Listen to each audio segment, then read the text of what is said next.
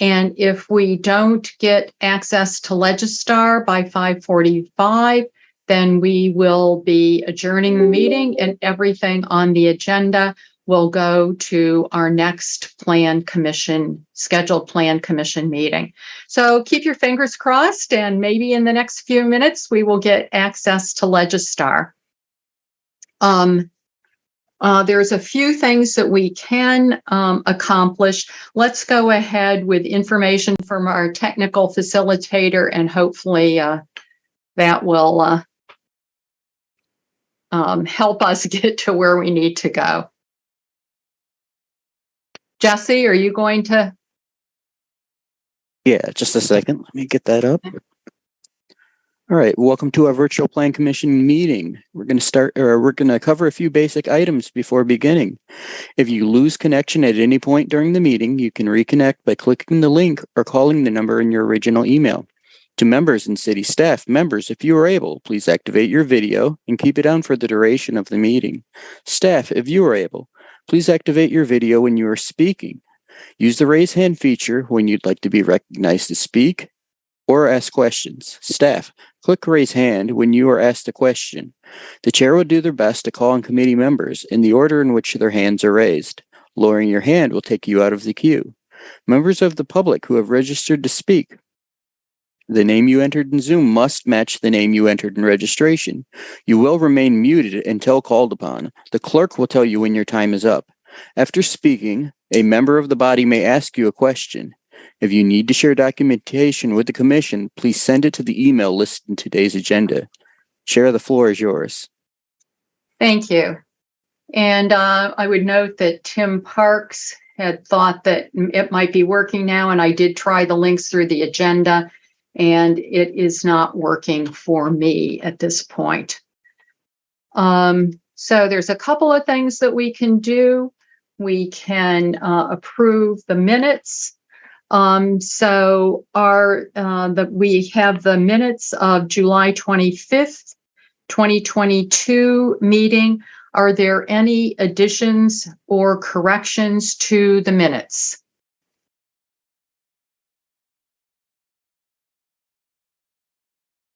Seeing no raised hands, do I have a motion for approval of the minutes?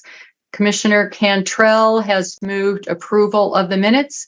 Is there a second? Seconded by Commissioner Solheim. And I will assume unanimous consent unless I see a raised hand to object. Alder Curry. Thank you. I just abstain. I was not present for the last meeting. Okay, thank you, Alder. Again, other than the abstention of Alder Curry, I will assume unanimous consent unless I see a raised hand to object. Seeing no raised hand to object, the minutes are passed. The next item on our agenda is the schedule of upcoming meetings. We have a regular meeting scheduled for Monday, August 29th. And one scheduled for September 19th, 2022. Both of those would start at 5:30. We have a special meeting scheduled for Thursday, September 29th, and that would begin at 5 o'clock. I'm looking to see if there's anything else. We could go to, I think, the secretary's report. Heather, could you please do the secretary's report while we're hoping for connection? Yes, certainly. Thank you, Chair Zellers. I would, let's see, with regard to the recent Common Council actions of August 2nd, the council moved ahead with the rezoning at 402 West Wilson and authorized without discussion the new planning framework. And so we'll be moving forward with our new sub-area planning framework with 12 planning areas as the Plan Commission recommended. And we'll hope to begin with the first and second ones yet this year. Upcoming matters for August 29th, already a pretty heavy meeting with regard to expected length of time for some of the items. We'll have all of the rezonings in the town of Madison that are attaching to the city. All of those relevant rezonings will be before the Plan Commission. We will have, let's see, sorry here, a new 105 unit building at 575 Zor Shrine Place. The return of the Ramish plat and rezoning. And then, let's see, I think those are the main ones that I'll mention for August 29th. I did want to mention two other items that are unclear on the agenda here. We will not be, as a Plan Commission, considering the repeal of the Neighborhood Conservation Overlay District on August 29th. That will be referred to a date unknown at this time. And then one thing we would like to add to our August 29th meeting is a brief discussion regarding our meeting format through the fall. So through from September through December of this year. So that would be it for the 29th. There may be some adjustments based on what happens with this meeting, and we'll try to keep commissioners up to speed on those adjustments. But looking ahead to September 19th, I think there's one meeting or one item that I'll mention here, and that's at 3841 East Washington Avenue. This is a hotel conversion of an existing hotel into 190 apartment units. I think that's the main item on our September 19th meeting at this time. But again, depending on what happens this evening, we can work with some applicants to maybe make some shifts, and we'll keep the Plan Commission apprised of what's ahead in the upcoming weeks. Thank you. Thank you. I think that is really all that we can accomplish until Alder Heck. Thank you, Chair. I was wondering if there was any reason we couldn't handle the consent agenda. I think that makes sense to go ahead and handle the consent agenda, and thank you for recommending that. I think that in order to do that, I am going to then ask for members of the body should make any required disclosures or recusals under the city's ethics code. Are there any disclosures or recusals? Seeing none, okay, let's move ahead then to the consent agenda.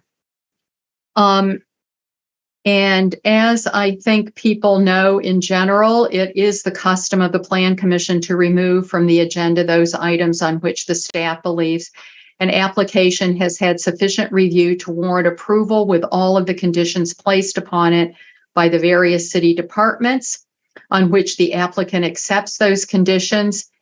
And there are no individuals who have registered to speak in opposition to the item.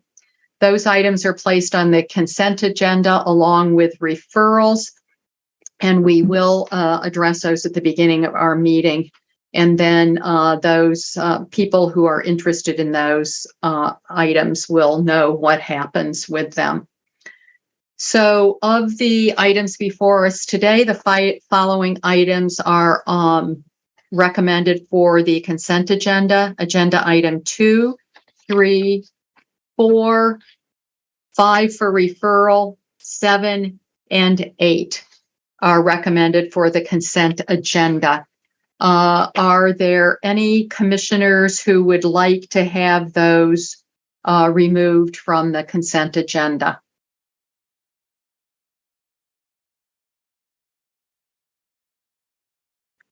Seeing no raised hands, I will read those items then into the record.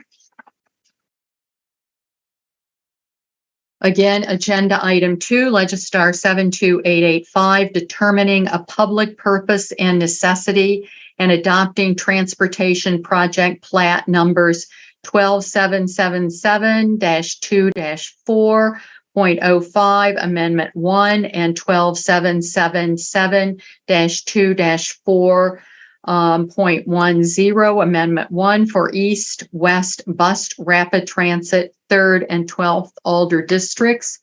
Agenda item 3, Legistar 72440, directing city staff to provide public notification related to property development proposals, alcohol licenses, and other city business. Agenda item 4, Legistar 70928, located at 5158 Spring Court, 19th Alder District. Consideration of a conditional use to construct an accessory building on a lakefront parcel. And then again, agenda item 5, Legistar 71648 is for referral to a future meeting. No date specified at the request of the applicant. Also on the consent agenda, agenda item 7, Legistar 72362, located at 25 South Livingston Street, 6th Alder District, consideration of a conditional use in the traditional employment district for an outdoor eating area for a theater concert hall.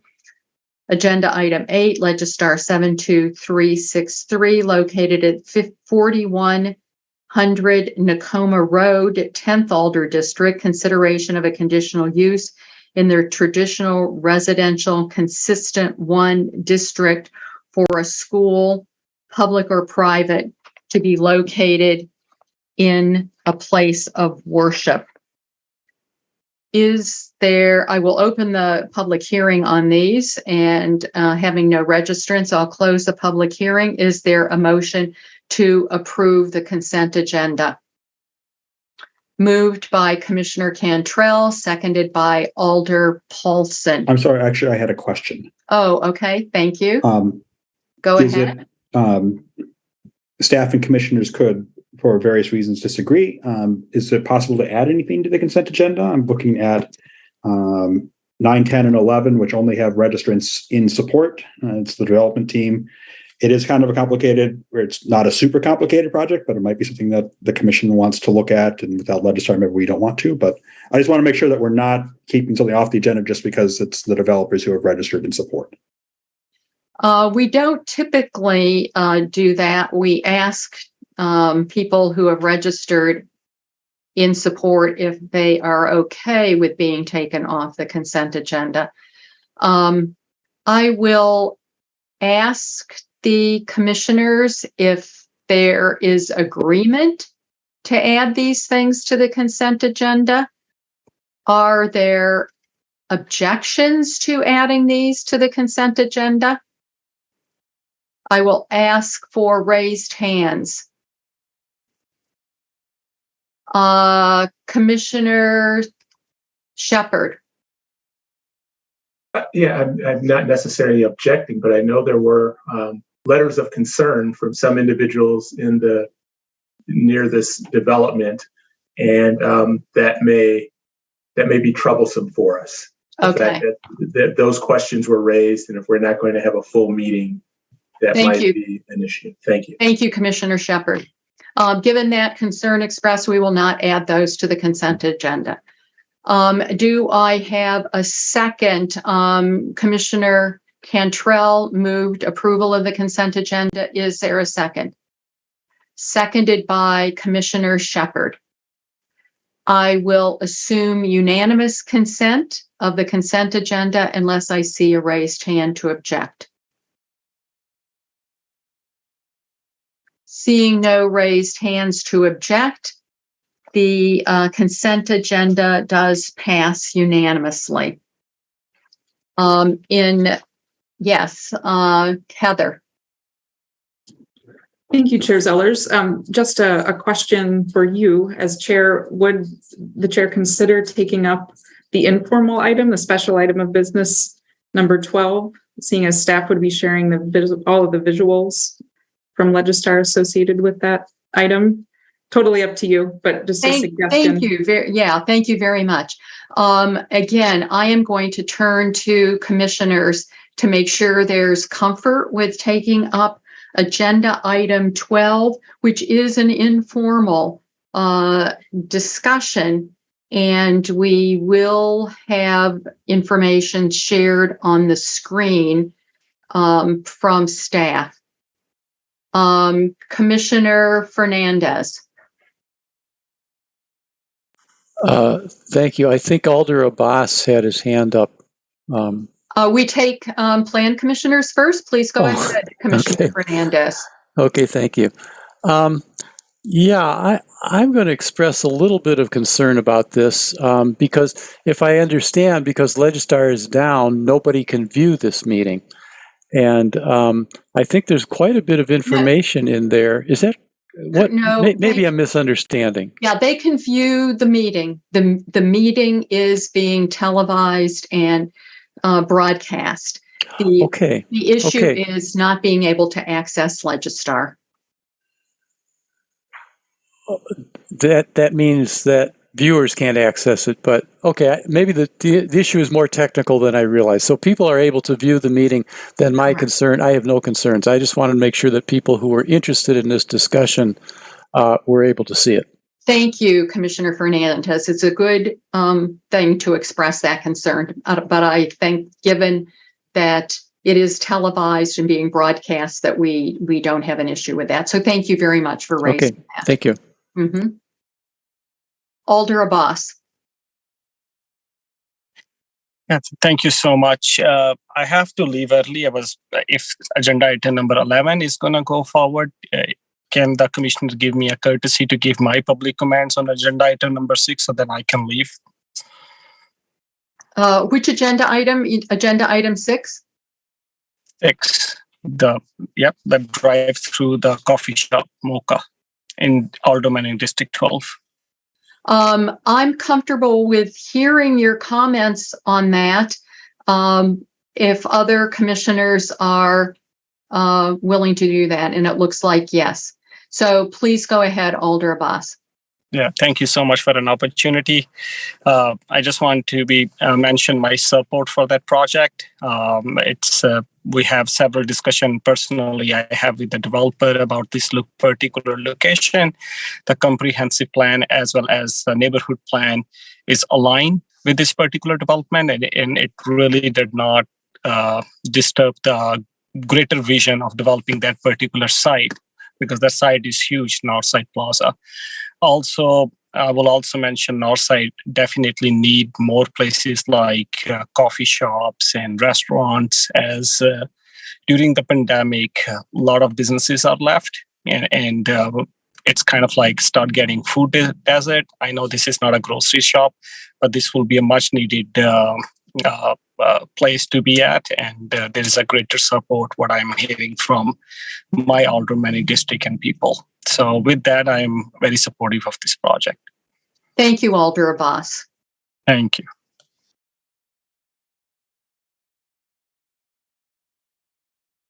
Alder Heck. Thank you. Just back to the consideration of number 12, I guess it is. I, as I was preparing for this item, I was poking around in Legistar when it was working over the weekend and pulled up some documents that are, beyond the presentation that staff is giving today. And I just wanted to make sure that if we did end up discussing other materials, staff was comfortable either locating those on their own outside of Legistar. For instance, the UDC presentation that was recently done is something that I looked at. And I am assuming that staff can dig those up without having to go through Legistar if we needed to share something like that. And you're talking specifically about agenda item 12? Correct. So I would turn to Heather, and I believe that Tim Parks still has access to Legistar, and we don't know why. Ben may or may not, but I believe that Ben would probably have access to all of the files. Okay. That's all I was. Anyway, I just wanted to make sure in case it came up. Thank you. Thank you, Alder Heck. This is an unusual situation, so I do appreciate the questions and the concerns being expressed. With that, we will move to agenda item 12, Legistar 70576, update and discussion, transit-oriented development, overlay zoning. And I would note that this is really a continuation of our informal discussion on this. So this will be taken in a more informal manner, as much as Zoom allows, than our regular meetings. And I will also say that it is not necessary or expected that we can come or will come to consensus. It's nice if we do, but there are some items I think that might still have differing views among commissioners. That's okay. So it is for informal discussion, and any additional direction we can provide to staff would be good. But again, it might not be with consensus. And with that, I think that Ben is going to kick this off. Is that correct? Okay. Yes. Let me, excuse me, switch over and share my screen here.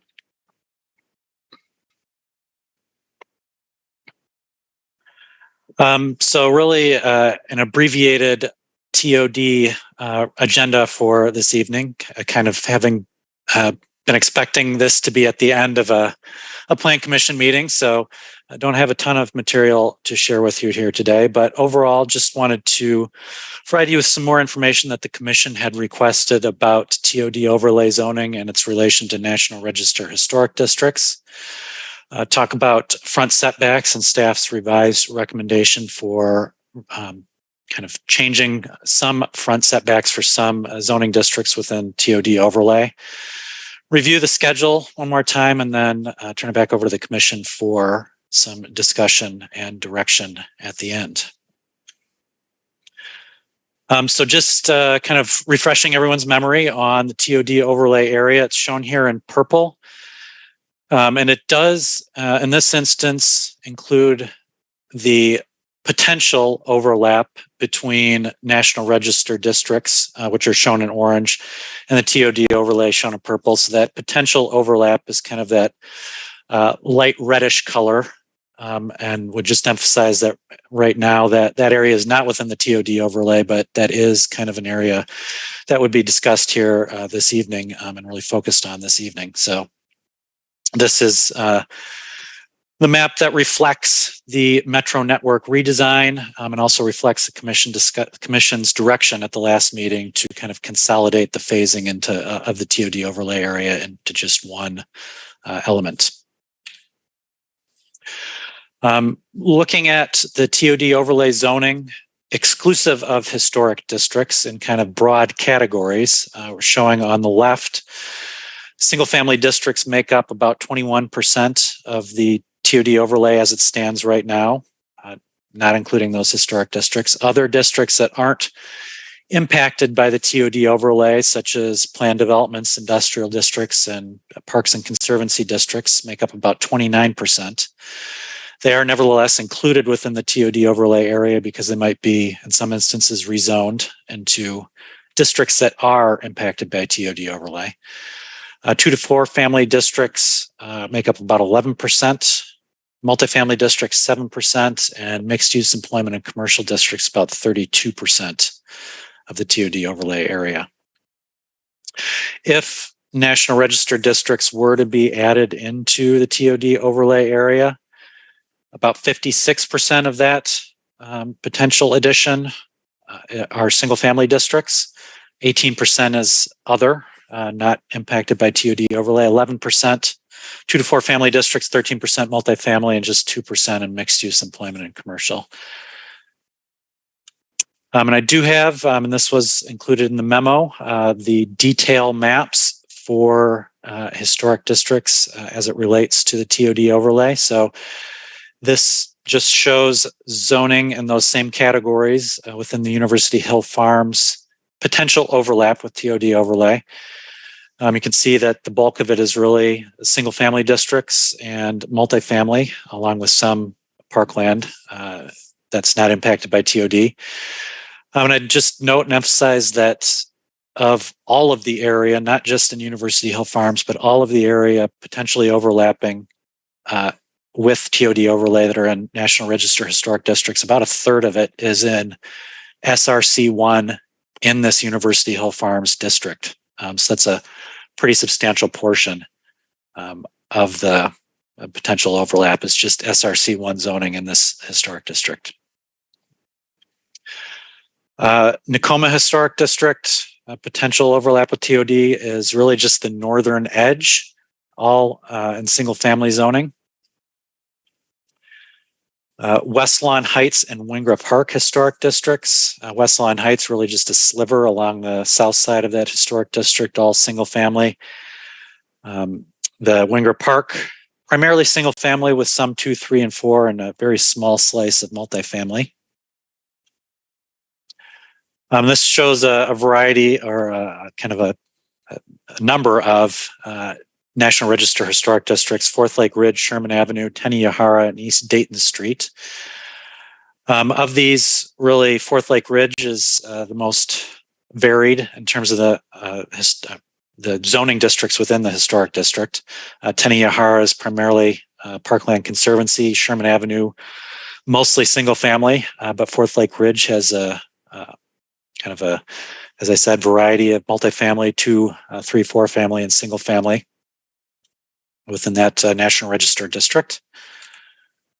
And then Coolidge Myrtle, really just the 2, 3, and 4 family zoning, but in actuality, all of the properties within the historic district that are also within the TOD overlay are really single family homes right now. Then we also have a revised recommendation for maximum front setback. And these are for the districts shown in the Commission's memo, and I can rattle those off later on if you'd like. But we have a revised maximum front setback of 20 feet. And those are primarily a multifamily, a commercial mixed use, and employment districts. So would not relate to the single family districts. Or those districts that have generally 2, 3, and 4 family residential permitted. So just wanted to provide some example sites, mostly recent projects, but that fall within that range of generally 10 to 20 feet of front setback. One of them being the Regent, not so recent, obviously, but that has about a 19-foot setback from the Regent Street right-of-way. Penny Library along Cottage Grove Road, it's an 11-foot setback. Penny Lane Apartments varies between 12 and 18 feet. The Lyric along East Washington Avenue has a 15-foot setback.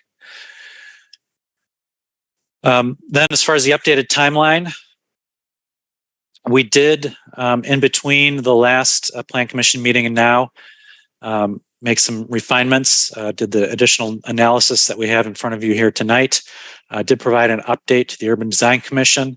They didn't have a whole lot of feedback, but generally viewed this this project and this effort favorably. Updating you here tonight, we'll be finalizing some the draft TOD overlay ordinance language this month, potentially into next month. Earliest possible Common Council introduction would be in September, followed by likely referrals to Transportation Policy and Planning Board and back to Plan Commission. And then earliest possible Common Council consideration of adoption would be in October. Obviously, that subject to additional feedback by sponsors of the ordinance, potentially the Plan Commission, and further coordination between staff, zoning, planning staff, city attorney's office staff, and others. So with that, wanted to just wrap up with this summary of the few questions that we really had outstanding coming out of the last Plan Commission discussion in June. First one, focusing on National Historic Districts. Do we maintain the current exclusion or add those National District areas into the TOD overlay as outlined in this presentation? Front setbacks, is the Commission okay with the revised approach in terms of that 20-foot setback for maximum setback for select districts? And then minimum building heights, just wanted to confirm the approach. takeaway from the last meeting was that the commission was potentially interested in an exception to the 2-story minimum for gas stations with convenience stores. There was some discussion of requiring a partial second floor, which essentially, from the zoning ordinance and regulation perspective, is largely the same as requiring a second floor. So just wanted to make sure that we were clear as staff on the commission's guidance for that item. So with that, I'll turn it back over to the chair and the commission for further discussion, questions, and feedback. Thank you, Ben. First, we will go to the public testimony. We have several registrants, one wishing to speak. Ann Walker, District 6, Winnebago Street, Madison, neither support nor opposed and wishing to speak. Ann, you have 3 minutes.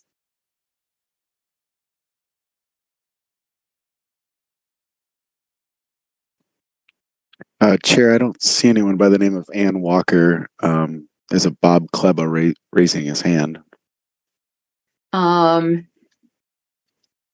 Is Bob registered to speak?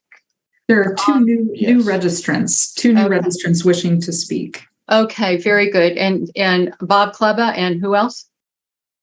Paul Kuda. Okay, and Heather, could you call on them then, please? Sure. Bob Kleba of East Gorham Street, neither supporting nor opposing and wishing to speak. Bob, you have 3 minutes. Thank you, Chair Zellers and Director Stouter. A couple things. This whole discussion of National Historic Register, National Historic Districts being included in the overlay districts caught me off guard. And I've not had much time to prepare for this, especially since you took the item 12 first in your meeting tonight. But I do live in the Fourth Lake Ridge National Historic District in the Tenny Lapham neighborhood. And every evening I offer a tour of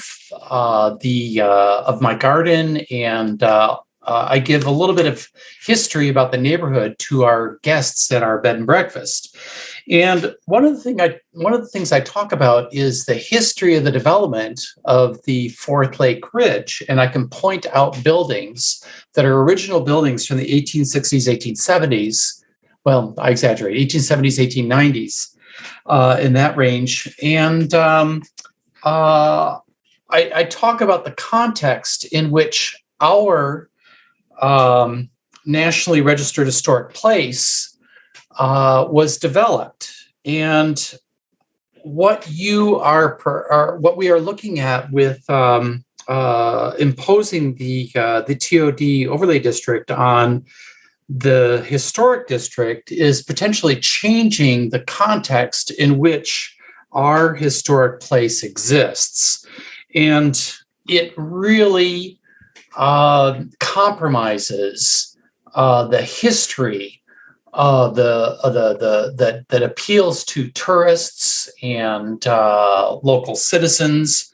And I really think that this is not very well thought out.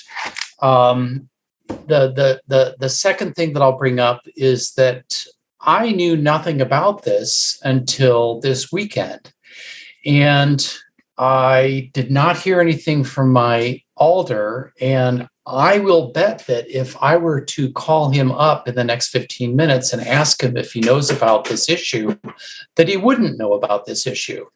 And I think that we are going too fast with this, and we need more outreach and more public input to figure out what exactly the impact of imposing overlay districts on nationally registered national historic districts will entail. So thank you very much, and look forward to hearing the commissioners discuss this issue. Thank you, Bob. And Heather, do you want to call on the next late registrant, please?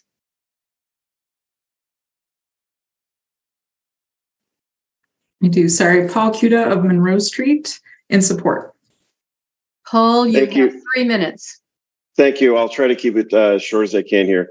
I just wanted to support it. And I guess the point that I wanted to make, and just listening to the early discussion and the subsequent discussion in our neighborhood, I think the idea that historic houses could be more than a single family house or single family residence is not hard to imagine at all, without any substantial change to the character of the neighborhood. A lot of these are larger homes. It actually affords a lot of opportunity for different types of housing opportunities, missing middle opportunities, chances for somebody to take a large house that they may live in, especially if it's limited to or it has to include owner occupation. The fact that they can create an apartment for a family member, might be special needs, somebody that needs to be a caretaker. But the idea that you can take a large single family home and have a second or a third apartment, depending on the size of the property, and still have it maintain its historic character, that's really, to me, what the TOD is about. The reality is, at least in my neighborhood, I would find it really difficult to imagine how it would work fiscally for somebody to come in and buy an $800,000 house, tear it down, and build a duplex. So it's really, and it would have to go through a process to do that anyhow. That wouldn't just make it a slam dunk. So I think it's more realistically, the TOD needs to be encouraging housing opportunities in close proximity to opportunities for transit, healthcare, education, and employment. And a lot of these neighborhoods are in those very places. So if we're not going to do it here, I think we're talking out of both sides of our mouth. And there's no reason why a historic home can't be more than one residence. That's all I have to say. Thank you. Thank you, Paul. Let's try going back. Is Ann Walker now appearing? No, there's no person by that name in attendance. Okay, then we will move on. Peter Daly, District 13, Lincoln Street, Madison, in support, not wishing to speak, but available to answer questions. Then there are a lot of other registrants, mostly opposed, not wishing to speak. Are there questions of any of the registrants, the two speakers and the one that said available to answer questions? Commissioner Fernandez. Thank you. And this is not, I don't know who to ask this of exactly, but this is not a motion. So when if we say a person is opposed or in favor, I don't think I understand exactly which side of the issue they are on. Opposed means opposed to including historic districts, or opposed to changing the current situation, which excludes historic districts. Is that clear? Based upon the testimony of the two people we heard from, I heard Bob Kleba saying that we should not include National Historic Districts in the TOD overlay. I heard Paul Cuta saying he was in favor of including historic districts in the overlay.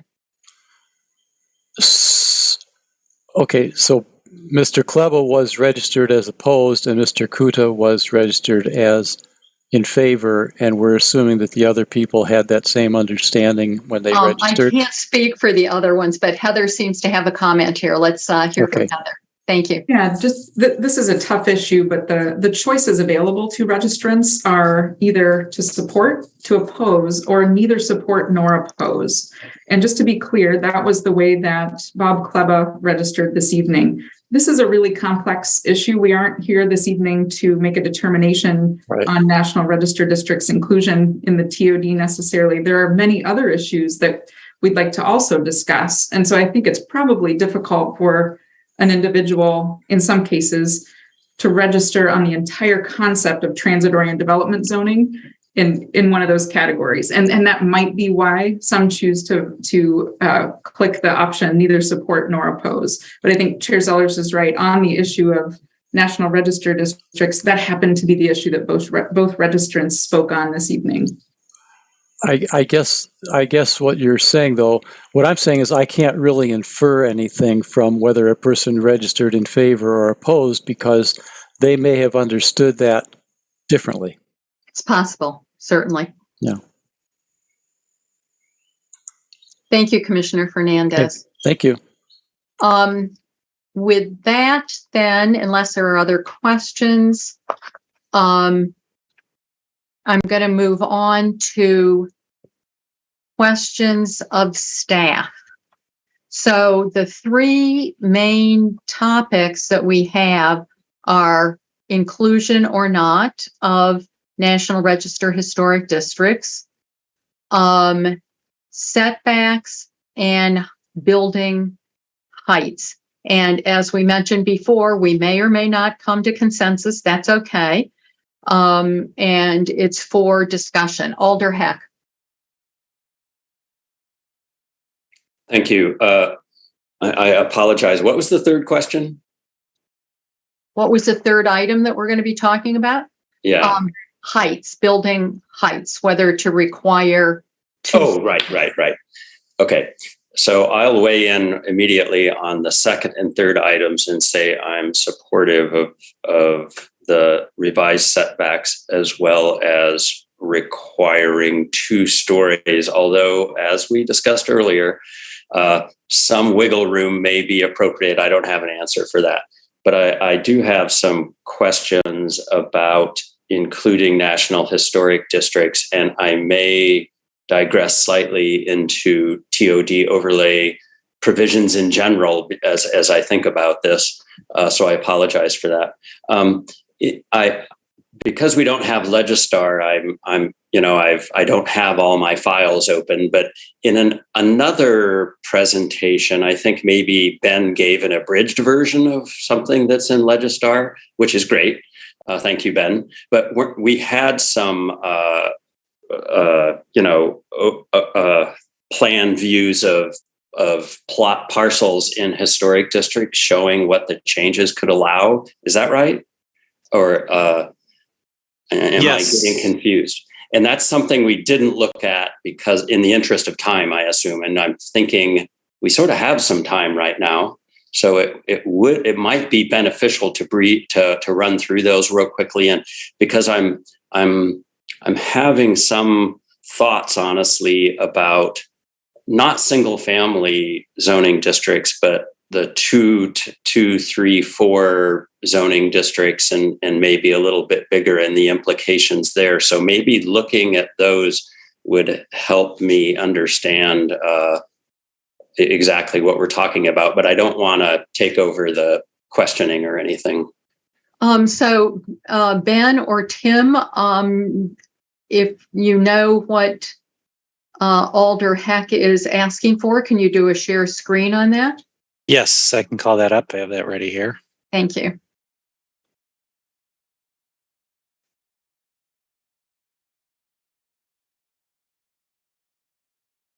So this is pulling from the materials that were included in the memo, which once Legistar is up, is viewable through that as well. So these are just some example sites of examples of sites that are within National Register districts. And if the commission does opt to direct staff to add these areas in, would be within the TOD overlay area. So this is an example along Whitney Way of expanding an existing single family home into a duplex and adding an ADU. This is in University Hill Farms National Historic District. This is an example also in the same historic district along Sheboygan Avenue. You can see there are 3 very large multifamily buildings on the existing site with a total of 286 dwelling units. the example site layout on the right looks a little bit ridiculous, but just wanted to show what TOD overlay would allow by right, which is only 60 units in a 5-story building. And in order to use the rest of that property, either a conditional use permit or a subdivision or potentially CSM would be required. And that's what the second example for the same site does, is subdivide that site into a series of lots that have 60-unit 5-story buildings in order to more fully utilize the site under TOD overlay. Another example, this is in the Coolidge Myrtle district. Currently a single family home. Shown on the right is an example with a 2-story building with an ADU. While the TOD overlay would otherwise allow for 4 dwelling units, the lot is actually too small, so 4 units would not be possible even under TOD overlay. Another example in the Nakoma National District, very similar to that one along Whitney Way, changing an existing single-family home into a 2-unit with an ADU. Example number 6 along Gorham Street, replacing a 4-unit building existing with a 6-unit building. This is another instance where the land use and the zoning use chart allows for 8 dwelling units in this district, but the lot area for this particular lot allows a maximum of 6 units. So you can see that even if we allow more dwelling units as a permitted use, we still run into some other considerations with the zoning code that are present regardless of whether or not a site is within the TOD overlay. This site's along Prospect Place. Currently a 3-unit building. That's all that would be allowed under TOD overlay anyways. So there's no prospective site plan for that. And this, I think, is a existing development that pretty much everyone, I would say, loves and probably wants to see remain, but wanted to provide an example for an existing multifamily site in a historic district as well, kind of in the Isthmus area. There are currently 24 units and 3 buildings on this site outlined in red. And all that would be allowed for this area under TOD overlay is 27 units. And rarely, if ever, do we ever see 24 units torn down to construct a 27-unit building. And that's, again, due to lot area per dwelling unit in this zoning district, the TRU1 district. So those are the examples I believe that Alder Heck was referring to. So happy to answer any questions, take any comments on those as well. Alder Heck, did you have any follow-up questions? I do, thank you. I appreciate seeing those, and it sparked some of what I was thinking about the other day. I think that last example is a good one, Ben. As I look at the zoning maps for this area, as well as the overlay of the National Historic Districts, all 1, 2, 3, 4 of them, I guess, that are in this area, I started being concerned about upping the number of allowable stories within the National Historic Districts, and that would potentially provide incentive to replace contributing buildings in the National Historic District more so than just increasing the allowable density. Even in this example, I'm thinking, well, maybe somebody could get clever and put some fabulous loft units on the top floor, the 3rd floor, the current 3rd floor, and the 4th floor would be, amazing loft units. And I still think that's probably not really feasible. But I'm wondering about frankly, even outside the National Historic District, I think I want to, but mostly within, I want to make sure that that these currently multifamily zoned lots are not going to be easily replaced. And my main concern really is about two things, I guess, the fabric of the historic district, but also so much of it, particularly in this area, is naturally occurring affordable housing. And I know that's not really what we're talking about tonight, but it is. And because that's what these particular districts are full of, save some of Sherman Avenue. But so I don't know if you have an answer for how we can, is it worth exploring not upping the number of stories within the historic allowable stories within the historic district in order to provide that, or would that just short circuit the entire effort of trying to increase density in these overlay districts? I know that's kind of a question, a wild question but I should have perhaps asked it earlier. I see that Heather has her hand raised. Sure, I can take a crack at that. So I think, as you see here, the only difference between what's allowable now under current zoning and what is being proposed in a draft form under TOD would be the allowable height of this fictional building. That doesn't make any economic sense. But your question is, would it be possible to exclude that boost in height, which again is the only difference we're really seeing here, from the National Register historic districts? And I think that would be possible. It would take some new supplemental regs and things to make that work within the ordinance. I think it would be possible. And, to be quite honest, as we saw with the breakdown of the types of zoning districts within the National Register overlap with TOD, the vast majority really aren't in this category of TRU1 or that multifamily residential. I think the Fourth Lake Ridge and maybe just a couple other places really have that sort of rich mix of multifamily and some mixed use districts. Much of the area that we were talking about with this question of whether to include the National Register districts are single family only zoning districts today, where the height would not change under TOD. So maybe that's a roundabout way of answering your question in a couple different ways. Yeah, no, I appreciate what you're saying about the single family districts, and certainly agree that that those are definitely worth considering including. And it's not that these shouldn't be. I just need some more convincing. I think of a block of naturally occurring affordable housing in these zoning districts around here that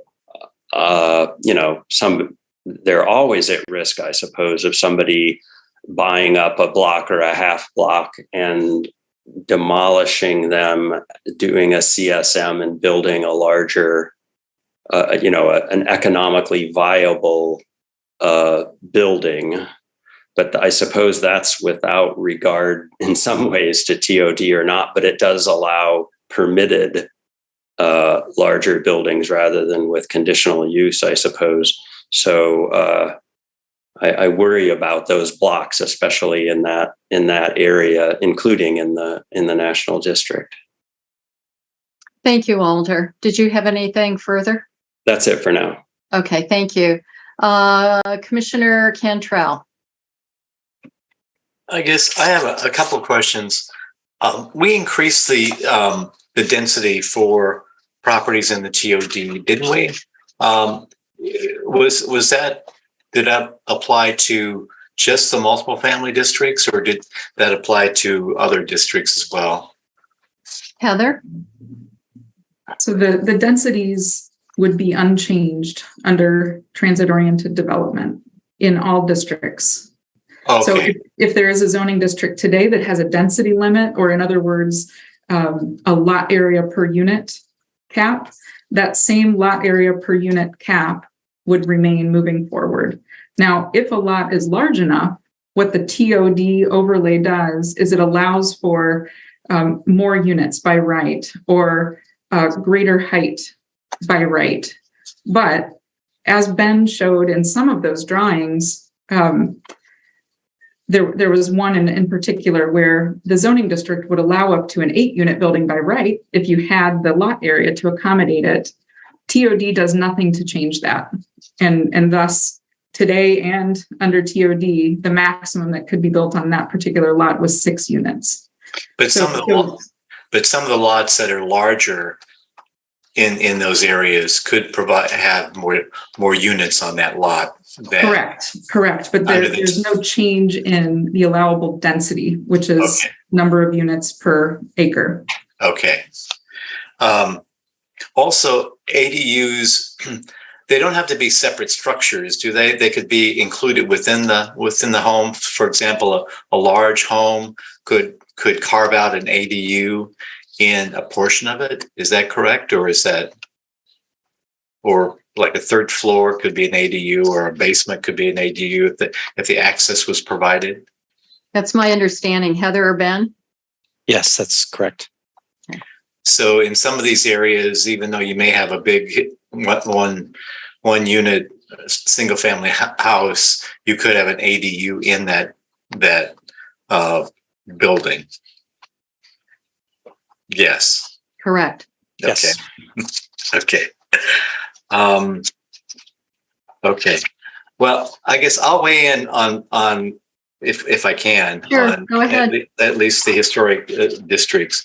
I guess I'm not in favor of that, of adding historic districts into the TOD areas. I think we initially excluded it, and the big impact is Hill Farms, and I think maybe that's the area that most people are having consternation with, because it's such a large area.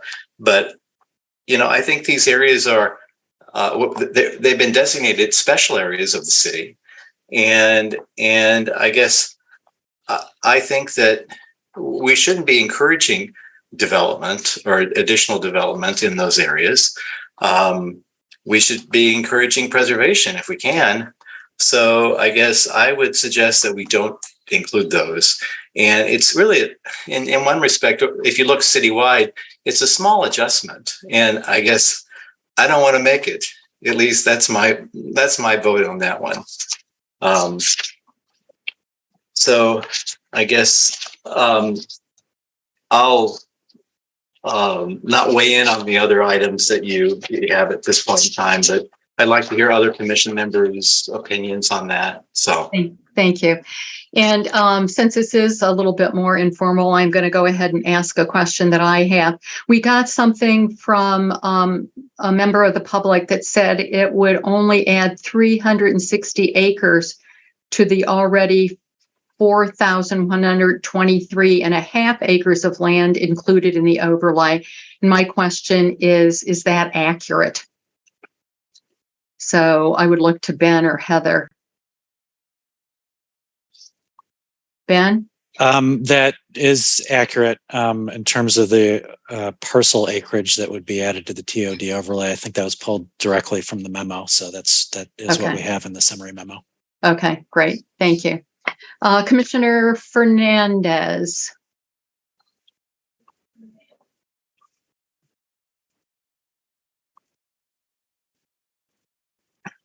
Thank you. Again, I feel bad about jumping ahead of the alders, but if that's protocol, I will do it.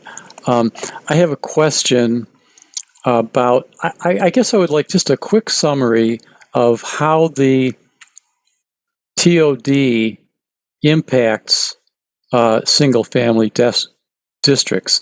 I was under the impression that ADUs were now permitted in all residential districts. So I don't understand exactly why ADUs have come into this discussion of the TOD overlay. So if you could answer that. And then the other one is, what actually is the TOD overlay as applied to a single family going to require 2 stories? Is it going to require a duplex, or is it just permitting 2 stories or permitting multifamily? What is the actual impact of the TOD on that single family district?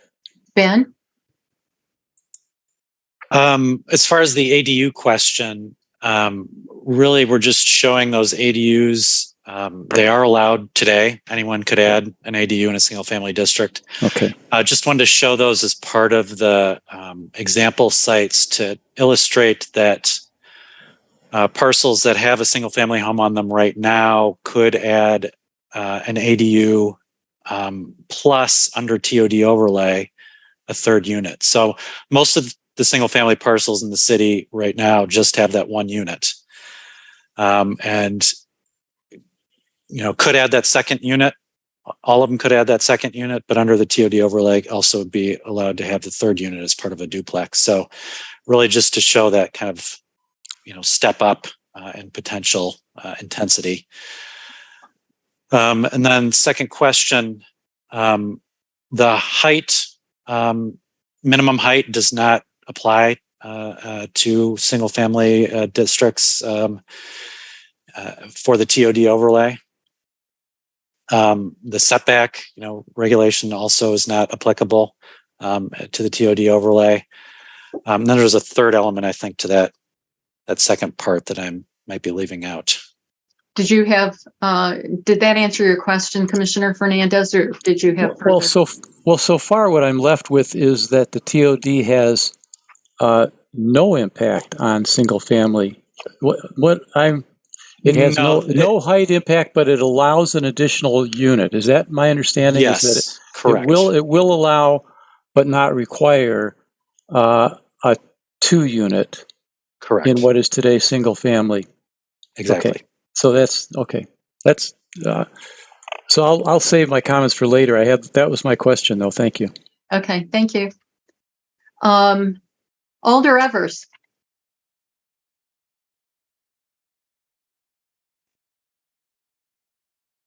Thank you, Chair.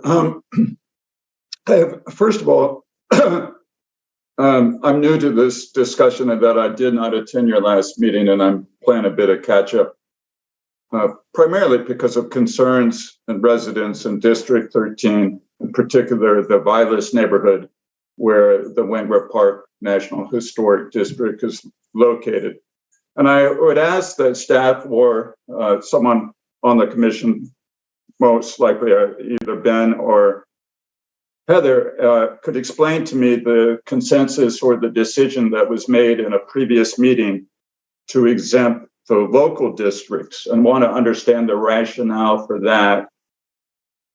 Before I comment, then I may have another question, but certainly have some suggestions and thoughts to share. But please, for my benefit and for the benefit of others who are now just coming to this discussion, explain the rationale in exempting the local districts, but perhaps not, and how that possibly differs from the historic districts. I know the difference between the two, by the way, but I don't understand, particularly in light of what Paul Kuda said, that there is apparent the possibility of preserving the historic appearance and character of a building, apart from whether it's a single family home or a duplex, that one could maintain the historical character of these properties independent of the building form itself.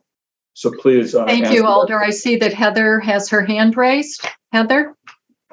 Sure, I'll try that, and then some commissioners may want to expand on my memory of this. But so just for those who aren't familiar with the differences between National Register districts and local historic districts, National Register districts are not sanctioned by the City of Madison. There is no layer of, there's no new regulatory layer that the city has in the National Register districts. Instead, those are areas where property owners can access state and sometimes even federal tax credits for, maintaining, rehabilitating their structures, meeting historic specifications. So there's no there's no stick, there's a carrot, if you will, in the National Register districts. In the local historic districts, the City of Madison has taken steps to add an extra layer of regulation within those districts. And the most practical impact is that any significant changes within them need to be reviewed and ultimately approved by the city's Landmarks Commission. And that it involves, major additions, sometimes even minor additions, new development within local districts, and demolitions, certainly. And so I think that the rationale that some or most commissioners came to is that we didn't want to see the city trying to do two opposite things at once. I think there was an acknowledgement that development and redevelopment will continue within the local historic districts, but that adding a further element of permissiveness to what could be done in those districts may run counter to some of the preservation goals that the Landmarks Commission is otherwise attuned to when they look at development and redevelopment proposals within the districts. So that's my best attempt to explain that rationale and how, from a staff perspective, we felt the consensus was reached. But again, commissioners may want to add to that.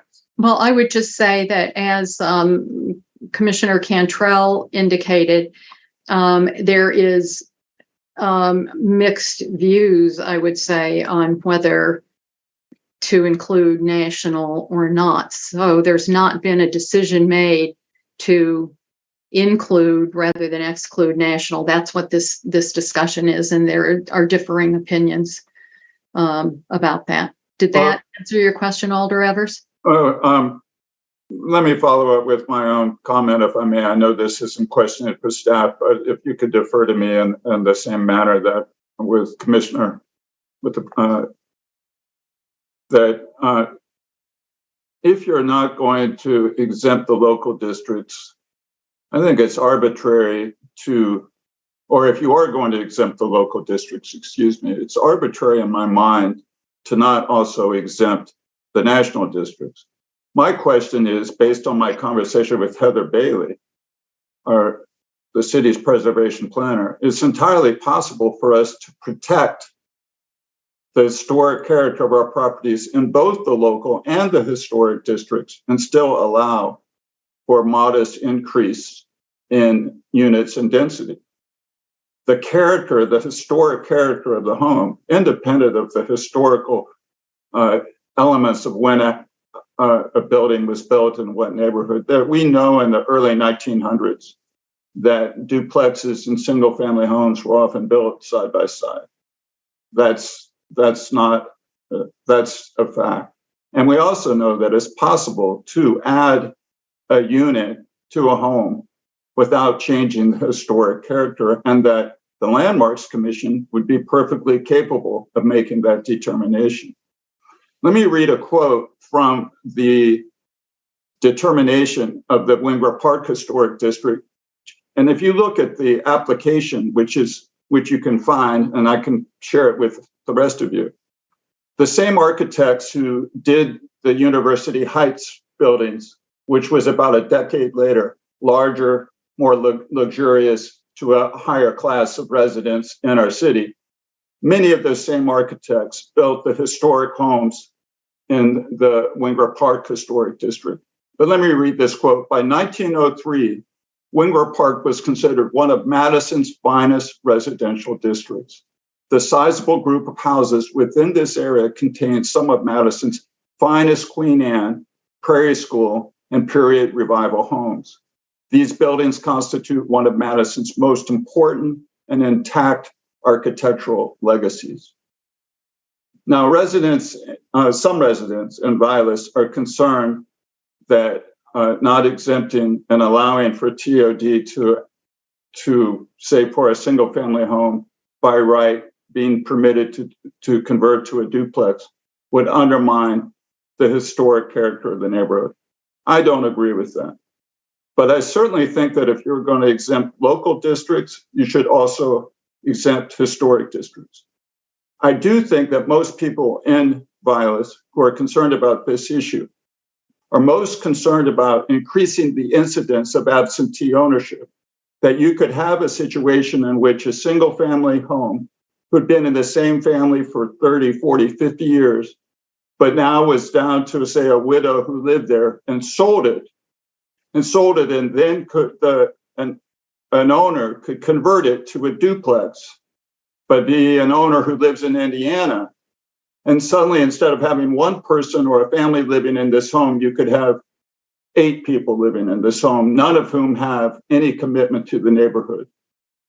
And to the extent to which you think that's not a realistic concern, consider the proximity to student housing and to Camp Randall and the kinds of things that Vilas residents regularly have to put up with on football Saturdays.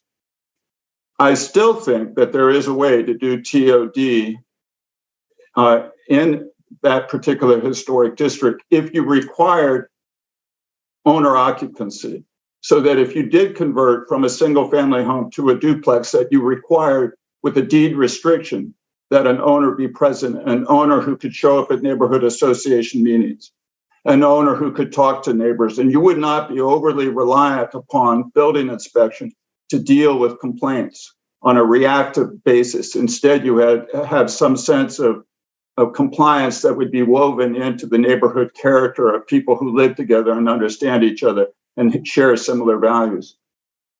I'll close by saying that if you did include this area in the overlay, the incentive structure that currently preserves it in terms of applying for tax credits to help pay for your improvements would still be in place.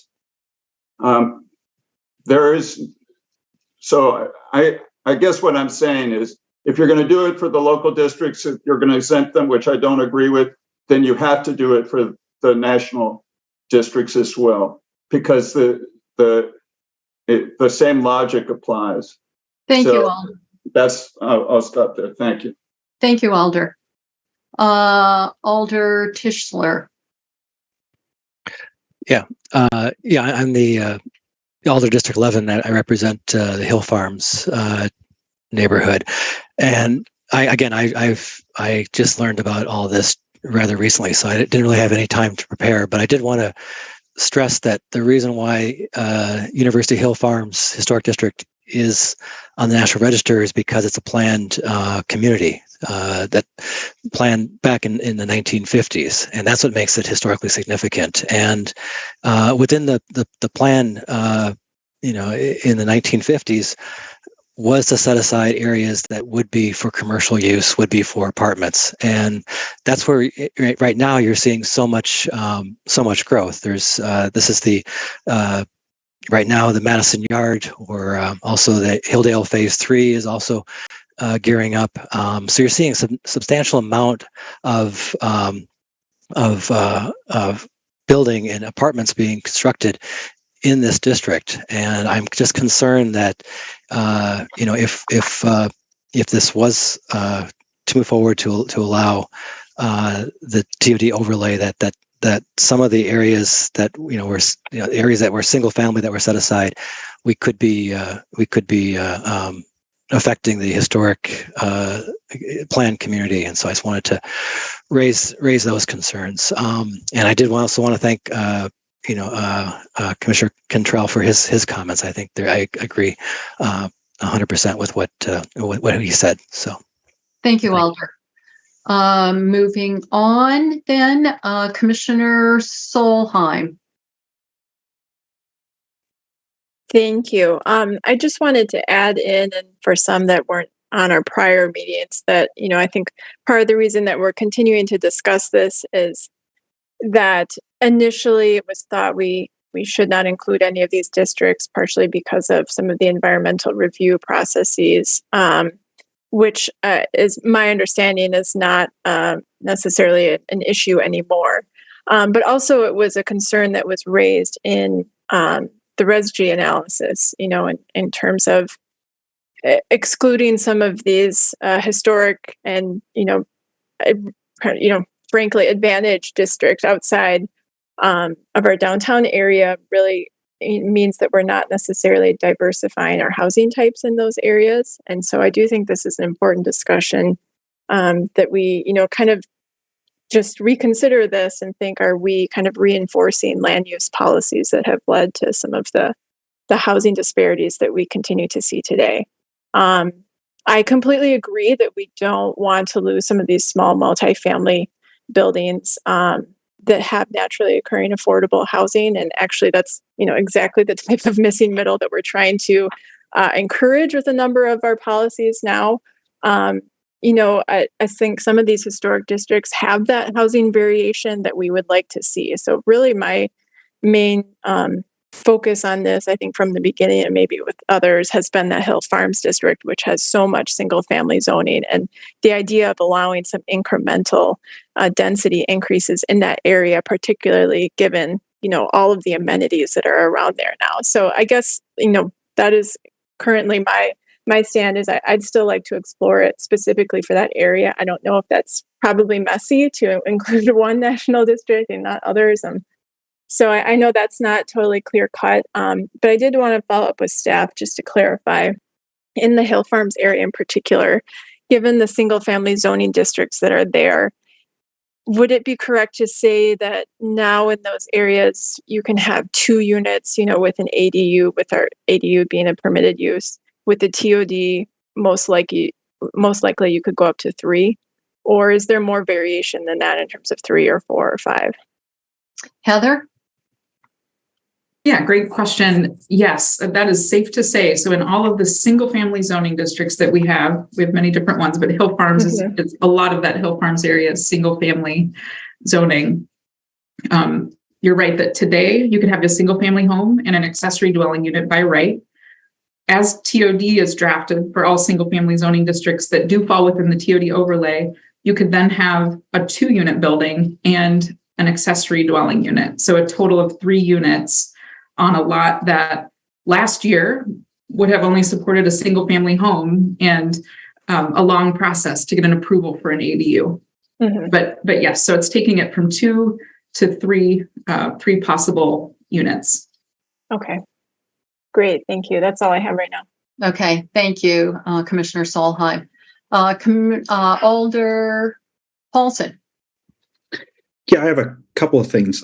First off, I just need to defend the honor of renters. I appreciate a lot of what my colleague from the 13th was saying about needing to get people involved, but I really would like to point out that there are an awful lot of renters who are involved in their neighborhoods, and that's how I got my start as a downtown renter. So just let's keep in mind that lots of people do participate without necessarily being homeowners.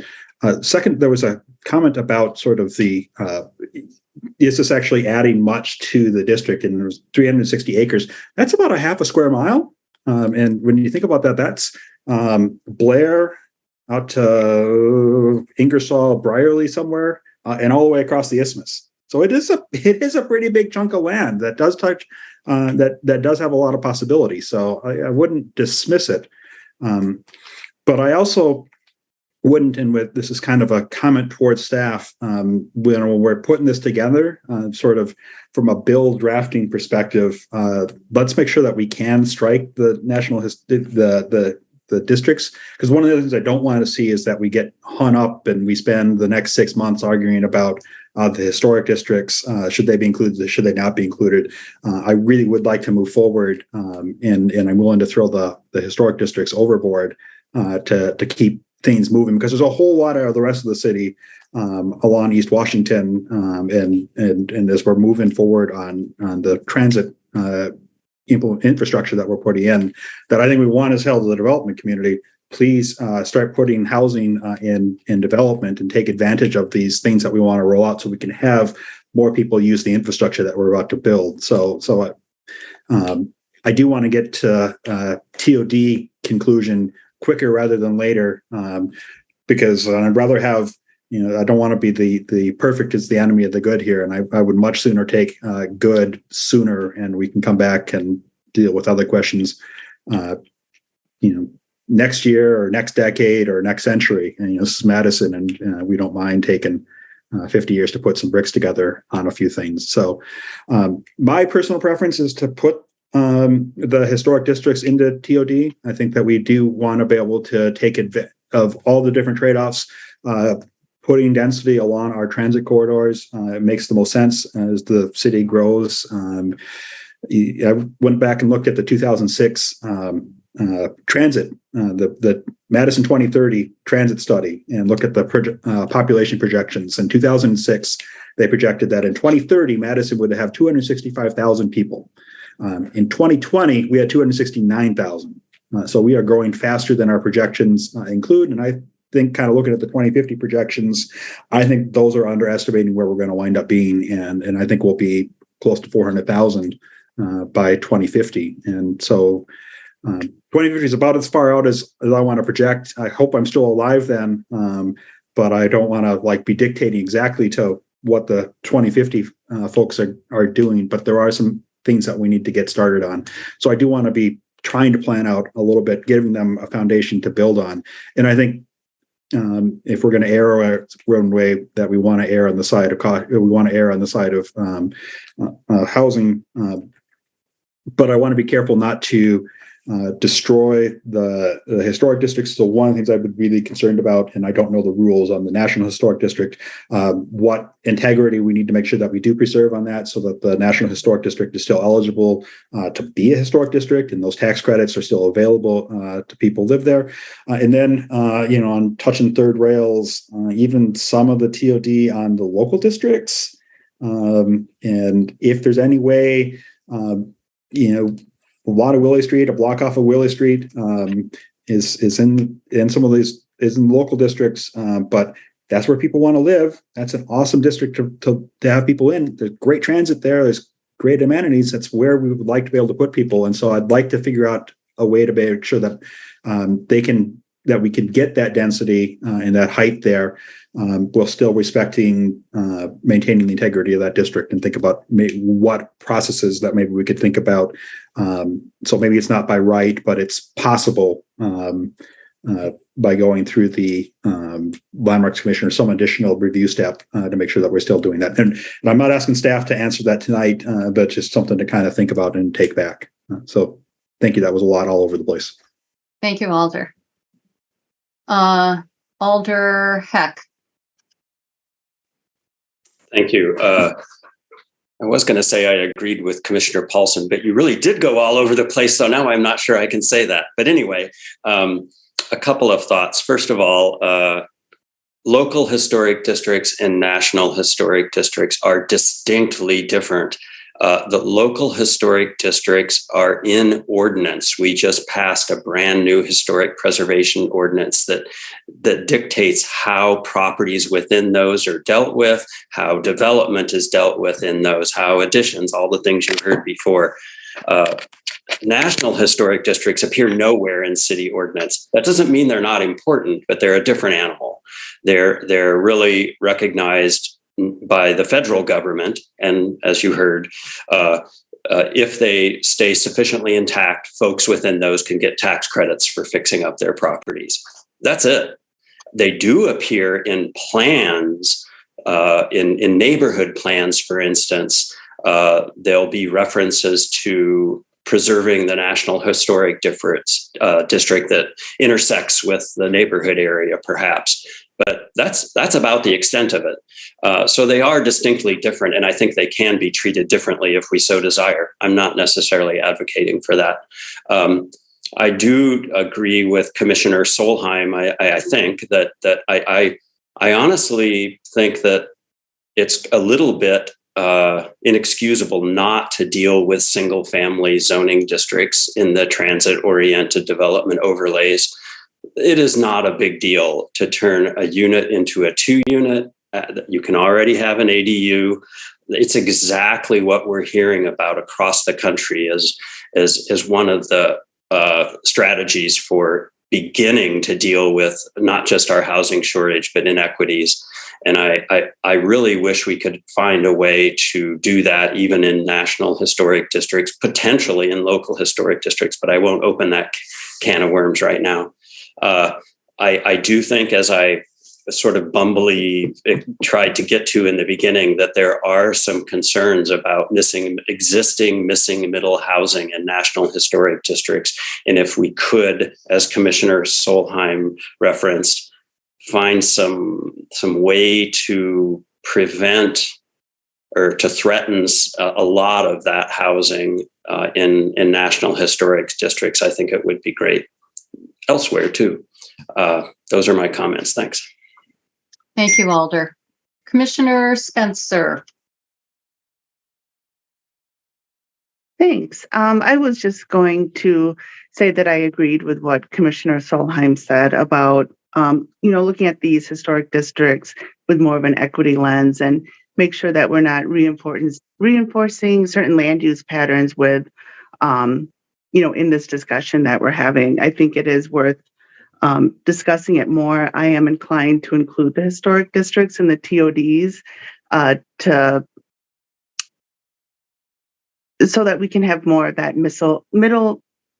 that housing stock that we need. Sorry, I can't quite get it out. And just to continue this discussion, I mean, I think the idea of a historic district is really changing from sort of these single houses of privilege to more like communities of value. We're seeing historic communities are being highlighted, not just the architecture or certain structures of advantaged class. And I just wanted to continue that discussion. So I just wanted to say, what she said. Okay, thank you. Thanks.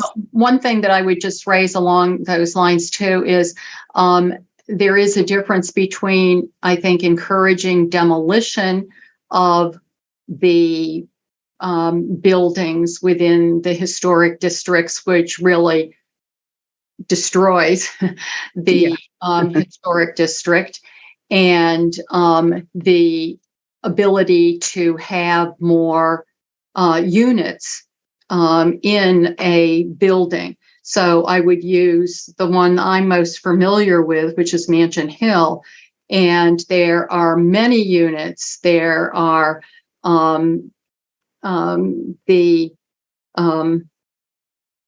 situations where it is bedrooms are rented out individually. So it's a lot of affordability within that without encouraging the demolition of particular buildings, which I think is not ecologically an appropriate direction to take. So I think we've got two issues going here.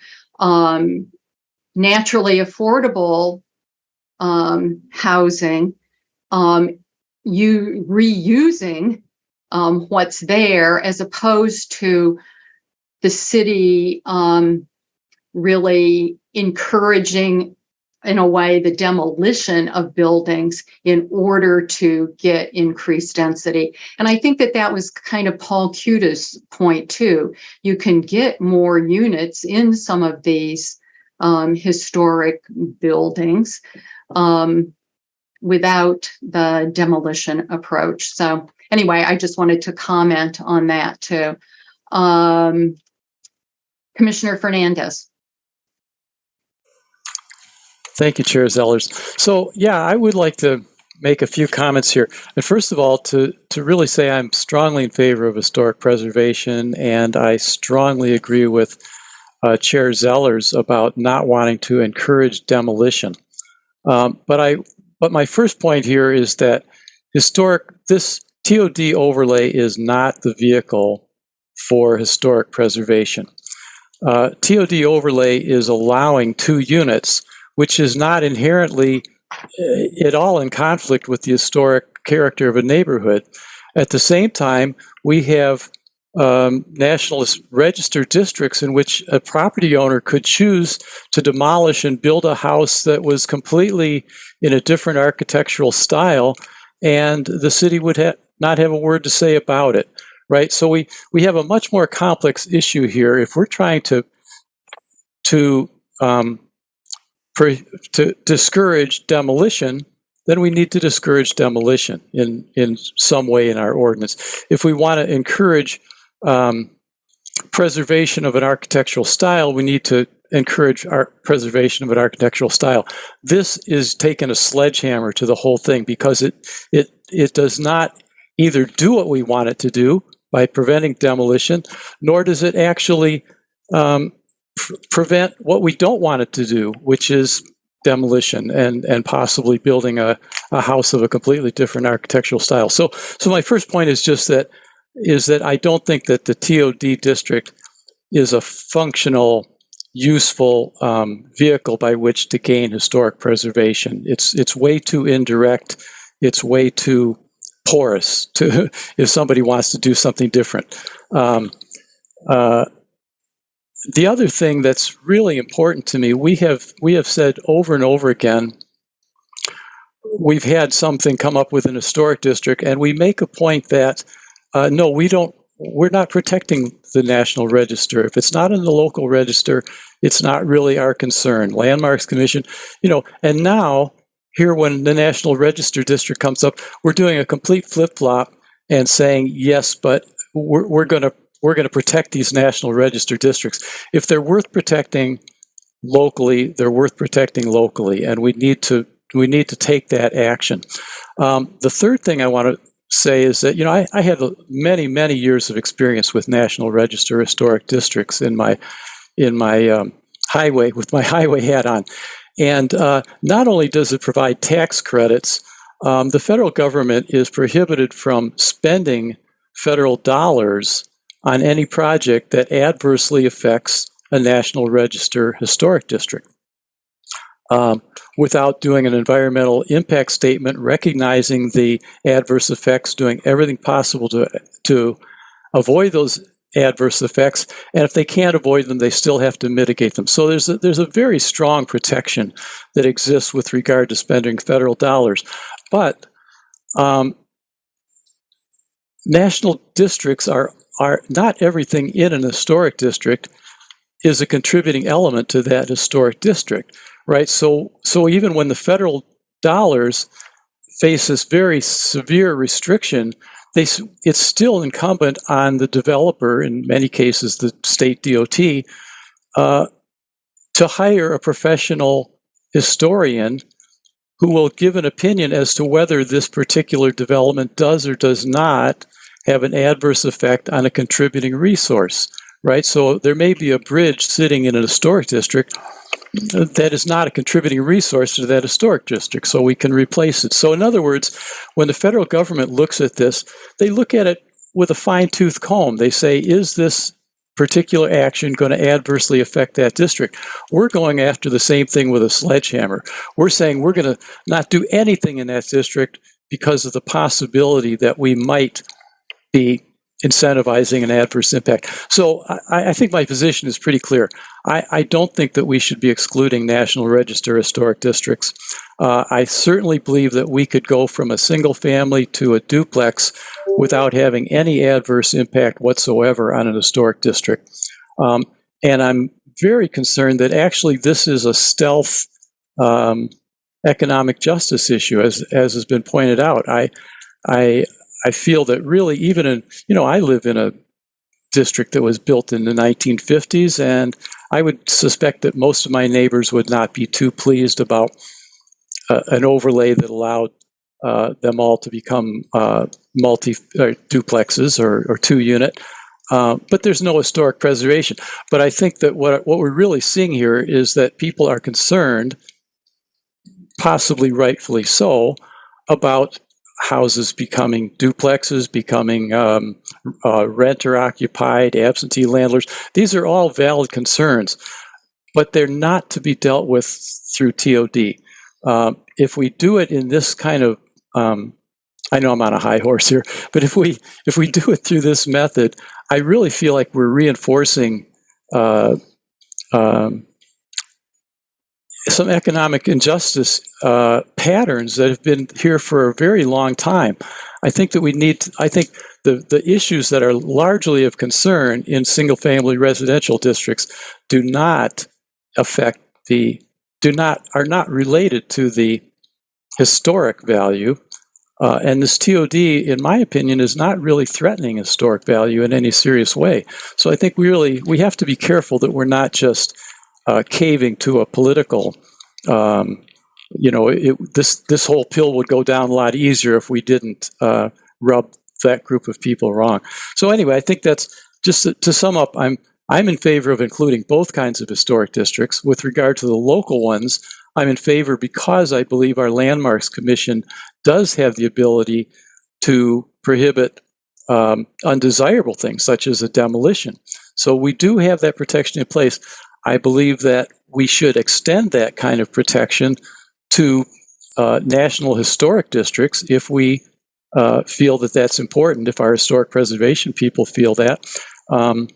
And beyond that, I think it's really important that we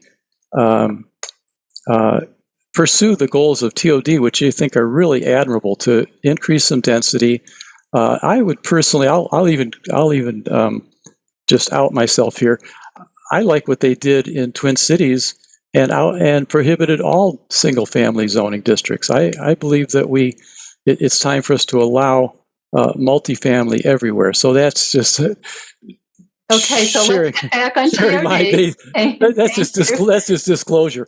But on this particular issue, I am certainly in favor of including both the National Register districts and the local historic districts in TOD. Thank you, Commissioner. Commissioner Cantrell. Okay, well, that was a long one. I guess a couple points. Our National Register districts could become local districts. Nakoma certainly could become a local district if staff would have enough time to prepare it. And I think that most people would agree that, yes, that probably should be protected. Obviously, there'd have to be public input. The neighborhood would have to agree and all those sorts of things. And obviously, there's other areas that are National Register districts that probably should be included too. Langdon Street and others. We've talked about some of those. But last year, the Plan Commission and the Council adopted ADUs in all single-family areas. That effectively increased the number of units on a single-family house in a single-family lot to a duplex, obviously by right. So in Hill Farms and in all these single-family areas that we're talking about, you could do a duplex. Your neighbor, doesn't have anything to say about it. All you need to do is get a building permit and obviously meet the building code and those sorts of things. But you could do that by right. And we increased the unit count or the density, I think, all over the city. And that impact has not really been felt yet because a lot of people don't even know about it, I think. But anyway, I just want to let the commission know that that's what we did. So again, I see no reason to include those areas of National Register. It's a small point, and we can debate it to high heavens. And obviously, it looks like the majority of the commission want to include it, but I'm not going to be one of them. Thank you. Okay, and as we talked about, we aren't necessarily, and it doesn't look like we will reach consensus on this. There are commissioners who think we should include both local and national. There are commissioners who feel like we should not include either. There are some that feel like we should not include the local, but the national are okay to include. So, and then I also heard that there was the thought that the Hill Farms should be included, but other national register districts should not be included. So because we are not going to be reaching consensus, I am going to move on to other things. Alder Evers, if you have a very quick comment on that, because you have spoken, but a quick comment, and then we are going to move on. Thank you, Chair. Just real quick, the folks in the Wingrove Park Historic District may, in fact, be applying for status as a local district, and Heather Bailey most likely will be attending the Vilas Neighborhood Association meeting at the end of the month to explain what that may entail. So keep that in mind.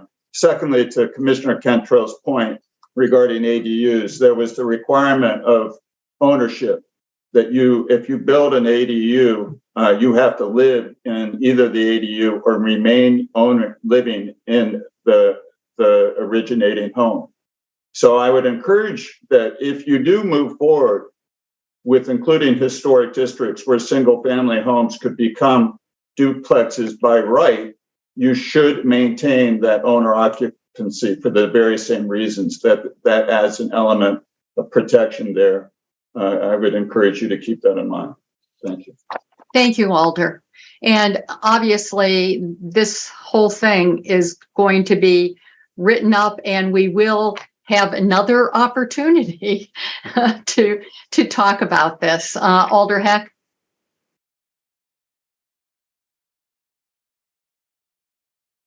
Thanks. I just wanted to add that ADUs in general are $250,000, $300,000 a piece. So that's another reason we don't see a lot of action on that front. Not if you convert a single family house. But I think a duplex is much more of a reasonable endeavor. And whatever else I was going to say, I'll save it for another time. I've forgotten it already. Okay. Thank you, Alder. Alder Paulson, did you have something to quickly add? If you wanted to move on from this entire discussion, I actually wanted to ask a question to staff about heights, but I couldn't. No. I'm moving on from the historic district one. We've beaten that up, I think, pretty thoroughly. And we have differing opinions. So moving on from that to setbacks. I had heard from a few people that people are satisfied with those changes in the setbacks. And so I would like to hear from people if you agree, if you don't agree. Alder Heck, did you have something? Your hands up? No. Okay. So are people okay with the setbacks as proposed by staff? Okay, I'm seeing Commissioner Cantrell. I just have a quick question on that. The changes that I see that are the TR V1, V2, I know the TR U1 and U2, they're multiple family districts. Is that correct? Heather? Yes, that's correct. So that there would be a new maximum setback of 20 feet for all of the multifamily districts above a certain, I think it's above SRV1, and then also for the mixed use districts as well. Okay. I'm good with that then. Thank you. And I also am good with that. I got a few questions answered today, and I'm comfortable with it. Other commissioners, could you do thumbs up if you're okay? Okay, it looks like, okay, we can move on from that then. The next one is heights. And it's the mandating at least 2 stories with some possible limited exceptions, with gas stations being the one that was mentioned as a possible exception. Alder Paulson. Yeah, this is a question for staff. I'm sorry, could you just explain one more time sort of what was in the memo? I didn't quite get there was a map of Easttown showing me that Easttown is 1 story, and I wasn't quite sure what I was supposed to take away from that. Okay, Ben, did you want to say something about that? Sure. Yeah. At the end of the memo, we just had kind of some perspectives, 3D perspectives of certain areas of the city, just to kind of illustrate, the mixture of multi-story and single-story buildings for our commercial mixed-use buildings. We are showing, much of Easttown Mall is 1 story. There are some buildings that are shown as 2-story, like I think JCPenney being one of them. So yeah, and the memo, we just have the single-story buildings highlighted in yellow and multi-story mixed use and commercial buildings highlighted in blue. So that's what's being shown. That's just showing the current state. That is the current state, just to illustrate, the current state and kind of the prevalence of single-story development in some of these areas along TOD. Right, and East East Town is probably a bad example because there's a whole new plan coming for that, and there's all sorts of things planned for that. But there are other places that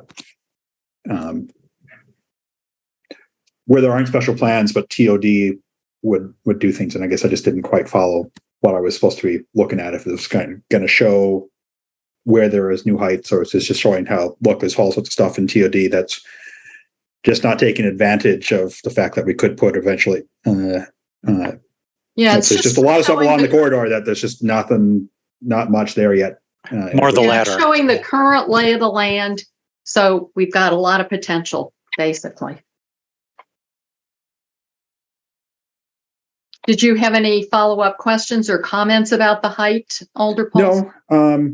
It'd be fun if someone's really good at clicking around in SketchUp or whatever to just plop a couple of masses on some of those other sites, not necessarily this one, but the East Wash build plan, I think, made people understand what was going to happen by putting some mass on those things. And I think it'd be just helpful for people to understand, where are we just going to, 2-story buildings, and where are we actually talking that would be put 5-6 stories along this corridor? Ben? Yeah, we do actually, for the East Town area and the West Town Odana area, have some renderings associated with those plans for select portions. So the Greater East Town Mall area plan has some 3D perspectives of what a potential future could look like with multi-story buildings in that area. And then the Odana area plan has a massing diagram as well for what that area could end up looking like potentially with the multi-story buildings. So there are a few examples out there. Yeah. I mean, I know staff's got a trillion things to do, and half a trillion are from me, so I won't ask too much of everyone. But it'd be fun if we could do that. I think it would help people understand. Thank you, Alder. Commissioner Solheim. Thank you. Regarding the 2-story height, I was thinking about, when I was reviewing this, some of the even gas stations that we've seen kind of rehabbed or, turned to a different kind of brand and had some work done. I was wondering if you could remind me kind of the threshold of when you improve a building so much, new requirements may be triggered. Because obviously, I don't want to create a situation where property owners are not incentivized to improve their building. They're worried about having to kind of add another story if they do too much. I see that Heather has her hand up. Heather? Yeah, this is something we've started to talk a lot about internally, and Katie Bannon, the zoning administrator, may want to weigh in here too. But one of the ideas that we had for the draft would be to utilize demolition as the threshold. So if a building is being demolished and redeveloped, then it would need to be a 2-story building at least. So that would allow for additions to existing 1-story buildings, et cetera, to happen with ease. I think that we're still kind of wrestling with this. There's a provision in the code now that sets a threshold for when you do enough investment, you have to also add new landscaping and bike parking and whatnot. Mm-hmm. And it's a pretty low percentage of a change to the site where that is initiated. Katie's here too, I see, and I should probably just turn it over to her now for some thoughts on that. But we've been wrestling with that very issue. Yeah, thanks, Heather. I'd love to hear the commission's thoughts on this, because there are some different options, whether it's, a demolition is when this 2-story limit would apply, or a certain percentage increase in building gross square footage, or just a certain square footage addition, just a flat number, are all options we could consider here of what would be, a reasonable threshold where it's so much of a change that we think that addition or new building could have to meet that threshold. Thank you, Katie. Nicole? Could you remind me of our demolition definition. I feel like we've maybe seen, we rarely see it, but maybe one or two where there's, part of a street facing facade that's being removed. So it's considered a demolition. And, in this case, I would not consider that for purposes of this to be a demolition that would warranted adding another story. So I just wanted to clarify that. Katie, can you clarify? I thought it was 50% or the front facing facade, but I need confirmation.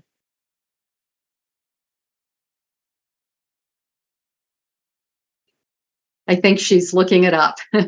Yeah, sorry. I should have said that specific question earlier and just popped up. But yeah, I would be, I can't say I have the right answer in it. I know it sounds like you guys have been discussing it already, but would like to ensure, especially because some of these one-story buildings do provide, affordable commercial space for business owners, that we have allowed those to continue to be improved. So are you suggesting, Nicole, something along the lines of what Katie mentioned, that there be a certain, like a demolition come into play before? And okay. Yeah, thank you. Absolutely. Thank you. Sorry for the delay in getting that definition here.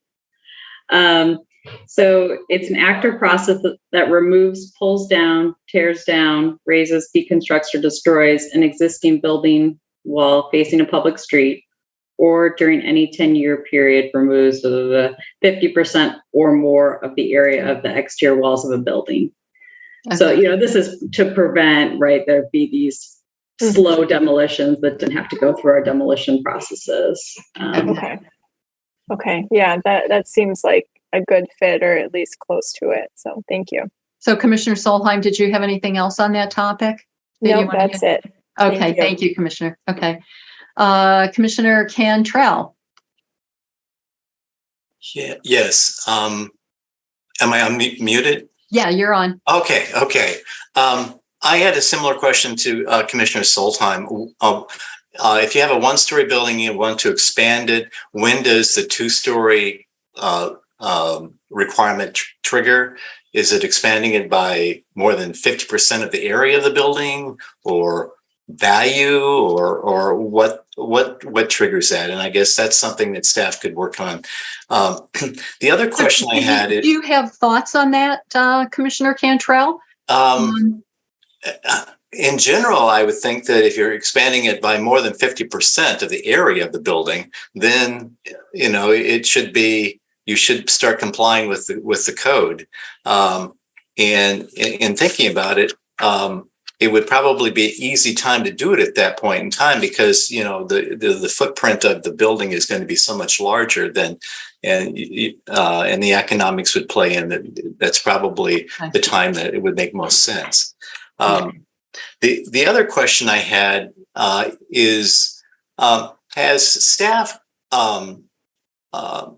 had conversations with planners in the other communities where the two-story requirement has been imposed, and it's been imposed for a number of years, or at least for a period of time, that those planners see how it's been implemented and the issues that have been discovered, and and if so, are there variance processes? Because, for example, on the agenda tonight, the Sherman Avenue, Northport Drive, that one-story building, that's on a TOD. That wouldn't have been permitted, period. So, and the alder obviously is in favor of it, and maybe he would be in favor of it under the TOD, but those are the areas that I'm more concerned with, because Easttown and Westtown, there's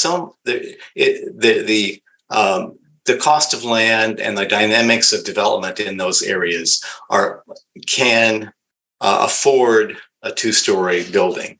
But when you get off the court, off those major nodes, the economics doesn't work as well, especially Northport Drive and some of the other areas of the city. So I guess I'm somewhat concerned with a carte blanche two-story either you comply or you're out of here. So that's a concern I have, and I'm a kind of dinosaur on the Plan Commission. I'm probably not going to be on much longer because I'm terming out here, but future commissions are going to have issues with this if we go a hard line on this, and maybe we should just bite the bullet and say, okay, well, either you do it or you don't do it, or you do it or you're it's okay, or you're not going to be building.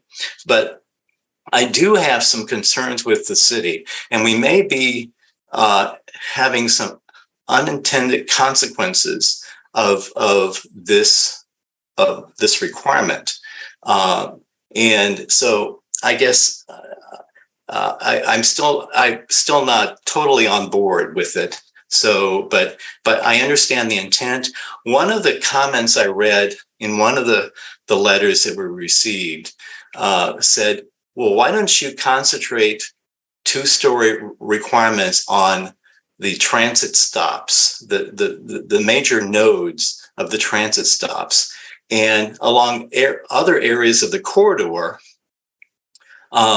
maybe that's a lesser requirement. And I thought, well, that makes some sort of sense because you want intense development around those transit. It's just like a subway stop. But anyway, that's my comment. And thank you, Commissioner. So, okay, thank you. Commissioner Fernandez. Yeah, thank you. I'm much less passionate on this issue, so I hope I can be brief. I would like to see the two-story requirement. I would like to see the bar for that fairly high, kind of agreeing with Commissioner Cantrell. I would like to see it be something like total demolition, but if it's worth it to totally demolish it, then this is going to kick in. And I would like to see as few exceptions to that as possible. I don't fully understand even why making an exception for gas stations, which I don't think are even a particularly desirable use on the TOD corridor. So that's my two thoughts on it. Thank you, Commissioner. Other input on this? How do commissioners feel about this two-story? I think we heard pretty clearly last time from Commissioner Spencer in terms of if we're going to do two stories, let's do it. I tend to agree with that approach. Anything else? Other thoughts that commissioners have? Alder Heck. Thanks. This won't be particularly constructive, but I agree that 2 stories is fine. But I don't have an answer for how to do it, but some form of wiggle room seems appropriate. I don't know what that is. I certainly wouldn't oppose it if somebody else dreamed it up. Okay. That's well, maybe staff can dream something up.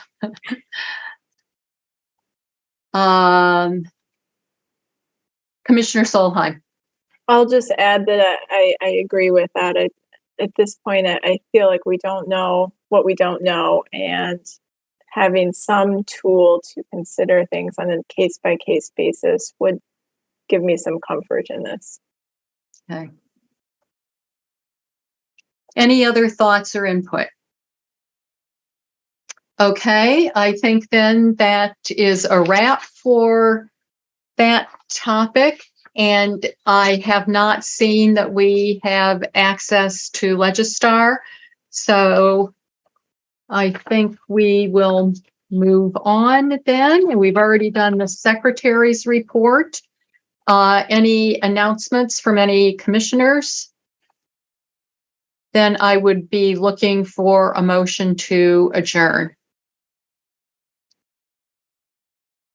Moved by Commissioner Cantrell. Seconded by Commissioner Solheim. So we will come to an immediate vote, and I will assume unanimous consent unless I see a raised hand to object.